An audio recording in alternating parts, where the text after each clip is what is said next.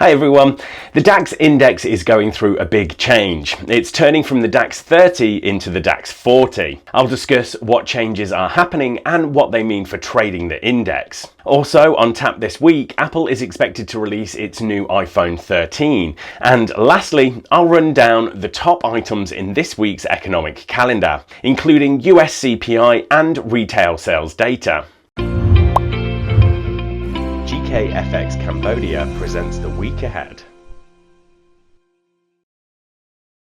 The DAX is the benchmark stock index for Germany, and it is going through its biggest reorganization in decades. Deutsche Börse, which owns the DAX, will add 10 new stocks to the index, increasing the total from 30 to 40. This change takes place next Monday, September the 20th, so it's good to prepare for it ahead of time. Why are they doing this? Well, it's largely because of the Wirecard scandal. As you may remember, Wirecard was part of the DAX index when it imploded over fraud allegations and has since become insolvent. This did big reputational damage to the German market. The changes, including stricter rules on quantitative factors like corporate governance and a requirement to have been profitable for the last 2 years, are part of a plan to rebuild confidence. And what does trading the DAX 40 instead of the DAX 30 mean for index traders? Well, firstly, more stocks will bring higher trading volumes, which is good for liquidity. Secondly, the index is now 25% more diversified than it was, meaning it will be less influenced by moves in one or two stocks.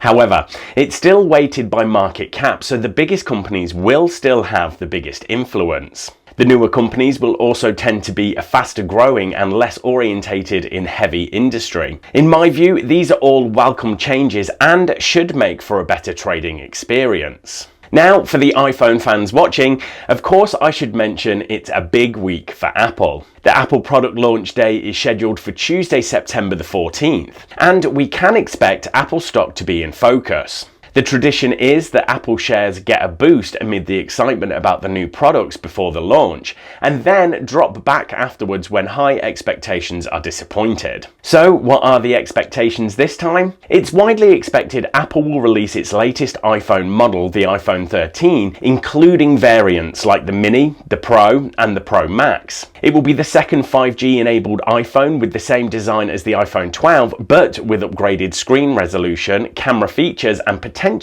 LEO satellite communication, where you will be able to make a call even when there is no mobile reception. Apple shares are up around 17% this year. Oh, and guys, before you watch the rest of the video, please take 1 second to click that like button for the YouTube algorithm. It really helps more people see these videos. Okay, so let's round off with the economic calendar. It's a slow start on Monday, but Tuesday sees one of the week's most important releases in US CPI. Consumer price inflation sat at decade highs of 5.4% in June and July. Economists expect it to have come down a bit in August, but obviously ongoing high levels of inflation put pressure on the Fed to taper sooner. China retail sales data is expected to have accelerated in August, and that should be a tailwind for China equities as well as the Aussie and Kiwi dollars. Lastly, disappointing US retail sales data has been a drag on US growth expectations.